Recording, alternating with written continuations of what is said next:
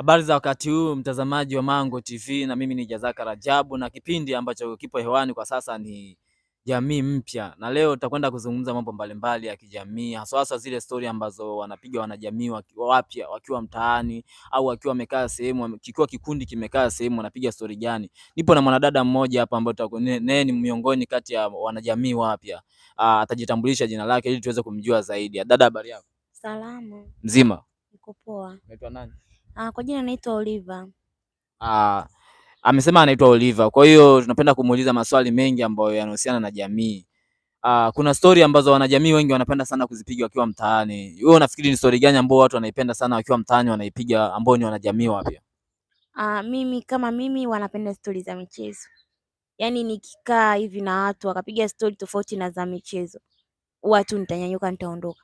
Lakini sasa nikikaa na watu wanaanza kupiga zile stori za wewe mwanangu, wewe umeona jana kilichoendelea kwenye World Cup?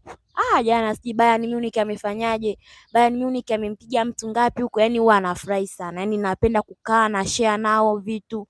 Umeona labda umeona ile red card aliyepewa Soa ilikuwa ni red card sahihi ama sio sahihi? Yaani kuna vitu ambavyo mimi napenda yani ni kusikiliza habari za michezo. Umesikia Ibenge kaenda Azam? Nimesikia mwanangu, hiyo story imekamilika, sijui vitu gani hivyo. Sila kaondoka itakuwaje? Umeona? Yaani mimi napenda stori za michezo. Oya mwanangu, Fabrice Ngoma huko ameandika nini? Ameandika kitu moja mbili tatu kwamba amewashukuru wa mashabiki wa Simba na amewaasa wa nini mashabiki wa Simba. Kwa mimi stori kama hizo huwa ndo napenda nikikaa kwenye jamii. Huwa napenda yani huwa zinani fresh mind. Umeona? Okay, nje ya stori za michezo, labda tukizungumzia stori zingine ambazo tuseme stori maalum, stori nzuri nzuri ambazo nyingi zinakuwa za kuelimisha jamii nje ya michezo, kwa sababu umesema kwamba ukikaa sehemu ukakuta watu wanapiga stori za michezo nao kaungana nao, lakini kuna stori ambazo mtaani mara nyingi labda tuseme watu wenye heshima zao wanakuwa wamekaa wana discuss, labda tuseme elimu, masuala ya siasa, si ndio? Nje ya michezo sasa, wewe ungependa kusikiliza kitu gani? Mimi ningependa kusikiliza vitu ambavyo vinaleta umuhimu, yani vinaleta faida kwenye maisha yetu. Umeona, yani unakaa yani bwana, labda kuna moja mbili tatu ukifanya hivi, yani vitu ambavyo vile wewe binafsi vitakuwa vinakupelekea matokeo mazuri, hata ukiwapa wanajamii wengine nao pia vile vile wataweza kunufaika na hizo story.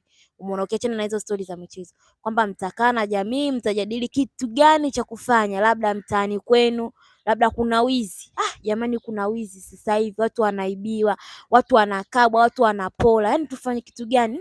Hebu tungejaribu basi kutoa hizi hela za nini, za sungusungu, ili sungusungu wao wanafanya kazi. Huenda labda hawafanyi kazi kwa sababu hatutoi nini pesa. Sawa. Mwanangu, taka zimejaa sana nyumbani. Yaani nimeona pale kwa mama fulani kuna takataka hazichukuliwi. Basi tujitahidini kutoa hela za nini, za taka. Yaani hivyo vitu ambavyo vinaleta faida kwenye jamii yako, kwamba mkikusanya taka kwa wakati mnaweza mkajiepusha hata na magonjwa.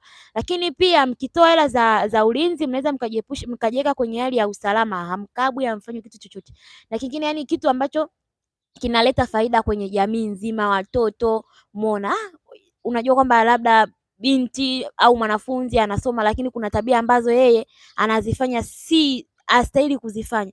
Unasema mtoto fulani ana moja mbili tatu, basi tungejaribu kumshauri stori kama hizo. Yani unajadili, unakaa labda mnafikiria vitu vya maisha, yani vitu muhimu vile, sio vya kupiga umbea, sijui fulani akafanya nini, sijui kavaa nini. Hizo huwa mimi sizipendi. Yani mimi stori ninazozipenda mambo ambayo ya msingi, hata mimi nikisikiliza naiga kutoka kwao, kwamba najua nikifanya nitafaidika, na stori tu za mpira ambazo zina fresh mind yangu. Umezungumzia swala la kuwazungumzia labda baadhi ya wanafunzi ambao wanatoka katika familia nyingi, si ndio? Mkiwa mkaa kama jamii, mkiwa mnazungumzia labda tabia ya mtu fulani au tabia za wanafunzi, si ndio? Akatokea muhusika, labda mzazi wa mwanafunzi husika, akatokea katika ule mkusanyiko ambao mlikuwa mnauzungumzia, labda mlikuwa mnazungumzia moja kati ya tabia zake mbaya, si ndio? Vipi kama ikatokea labda akasema kwamba msinifuatilie katika maisha yangu, hilo swala unalionaje? Wahenga walisema mtoto wa mwenzio muone kama mtoto wako. Kwa hiyo unapomuona mtoto wa Jazaka anaenda kinyume na maadili yetu, ni vyema ukafanyaje, ukamrekebisha. Binti haitakiwi kufanya moja mbili tatu. Binti hautakiwi, labda kama unakuta amevaa nusu tupu, huwezi kuvaa nguo kama hiyo. Umeona, binti usifanye vitu kama hivyo. Kwa nini unaongea maneno machafu, unaongea lugha ambazo sio sahihi? Umeona, unakuta binti mdogo ama mvulana anatukana matusi barabarani, anatukana umma za watu, anatukana tu matusi ovyo ovyo. Umeona, pale unamkanya wewe, unachokifanya sio kitu kizuri. Lakini hata ukiwepo na wanajamii wenzio, unaweza kusema jamani, mimi yule binti nimejaribu kumuonya lakini anisikilizi. Basi wewe kama mdau ama kama mzazi ama kama dada, ungejaribu kumshawishi na wewe mzazi. Kama mzazi atapokuja kusema usimfate, usimchunguze mwanangu, pia wahenga walisema asiyefunzwa na mama hufunzwa na ulimwengu. Kwa hiyo si kwamba sisi tutamuacha, kipo kitakachokuja kumkuta, atatukana, atakuja, atakamatwa, ataadhibiwa. Wewe uamini kwamba kutoa elimu sio moja kati ya kupiga umbea? Kutoa elimu sio kupiga umbea. Akitokea sasa ndo muhusika mwenyewe akasema, bwana, mbona mnakuwa wambea sana kwa kuangalia watoto wangu, mnaongea watoto wangu, labda hata kama mnaongea kitu kizuri, labda habari za wakati huu, mtazamaji wa Mango TV, na mimi ni Jazaka Rajabu, na kipindi ambacho kipo hewani kwa sasa ni Jamii Mpya, na leo tutakwenda kuzungumza mambo mbalimbali ya kijamii, hasa zile story ambazo wanapiga wanajamii wapya wakiwa mtaani au wakiwa wamekaa sehemu, kikiwa kikundi kimekaa sehemu, wanapiga story gani. Nipo na mwanadada mmoja hapa ambaye naye ni miongoni kati ya wanajamii wapya. Atajitambulisha jina lake ili tuweze kumjua zaidi. Dada, habari yako? Salama. Mzima? Niko poa. Unaitwa nani? Kwa jina naitwa Oliva. Amesema anaitwa Oliva. Kwa hiyo tunapenda kumuuliza maswali mengi ambayo yanahusiana na jamii. Kuna story ambazo wanajamii wengi wanapenda sana kuzipiga wakiwa mtaani. Wewe unafikiri ni story gani ambayo watu wanaipenda sana wakiwa mtaani wanaipiga, ambao ni wanajamii wapya? Mimi wanapenda stori za michezo. Yaani nikikaa hivi na watu wakapiga stori tofauti na za michezo, huwa tu nitanyanyuka nitaondoka. Lakini sasa nikikaa na watu wanaanza kupiga zile stori za wewe mwanangu, wewe umeona jana kilichoendelea kwenye World Cup? Jana sijui Bayern Munich amefanyaje, Bayern Munich amempiga mtu ngapi huko. Yaani huwa anafurahi sana, yaani napenda kukaa na share nao vitu. Umeona, labda umeona ile red card aliyepewa Soa ilikuwa ni red card sahihi ama sio sahihi? Yaani kuna vitu ambavyo mimi napenda, yaani ni kusikiliza habari za michezo. Umesikia Ibenge kaenda Azam? Nimesikia mwanangu, hiyo story imekamilika, sijui vitu gani hivyo. Sila kaondoka, itakuwaje? Umeona, yaani mimi napenda stori za michezo. Oya mwanangu, Fabrice Ngoma huko ameandika nini? Ameandika kitu 1 2 3 kwamba amewashukuru wa mashabiki wa Simba na amewaasa wa nini mashabiki wa Simba. Kwa mimi stori kama hizo huwa ndo napenda nikikaa kwenye jamii. Huwa napenda, yaani huwa zinani fresh mind. Umeona? Okay, nje ya stori za michezo, labda tukizungumzia stori zingine ambazo tuseme stori maalum, stori nzuri ambazo nyingi zinakuwa za kuelimisha jamii nje ya michezo, kwa sababu umesema kwamba ukakuta watu wanapiga stori za michezo nao kaungana nao, lakini kuna stori ambazo mtaani mara nyingi, labda tuseme watu wenye heshima zao wanakuwa wamekaa wana discuss, labda tuseme elimu, masuala ya siasa, si ndio? Nje ya michezo, sasa wewe ungependa kusikiliza kitu gani? Mimi ningependa kusikiliza vitu ambavyo vinaleta umuhimu, yani vinaleta faida kwenye maisha yetu. Umeona, yani unakaa yani labda kuna 1 2 3 ukifanya hivi, yani vitu ambavyo vile wewe binafsi vitakuwa vinakupelekea matokeo mazuri, hata ukiwapa wanajamii wengine nao pia vile wataweza kunufaika na hizo story. Umeona, ukiachana na hizo story za michezo, kwamba mtakaa na jamii mtajadili kitu gani cha kufanya, labda mtaani kwenu labda kuna wizi. Jamani, kuna wizi sasa hivi, watu wanaibiwa, watu wanakabwa, watu wanapola. Yaani tufanye kitu gani? Hebu tungejaribu basi kutoa hizi hela za nini, za sungusungu, ili sungusungu wao wanafanya kazi. Huenda labda hawafanyi kazi kwa sababu hatutoi nini, pesa. Sawa.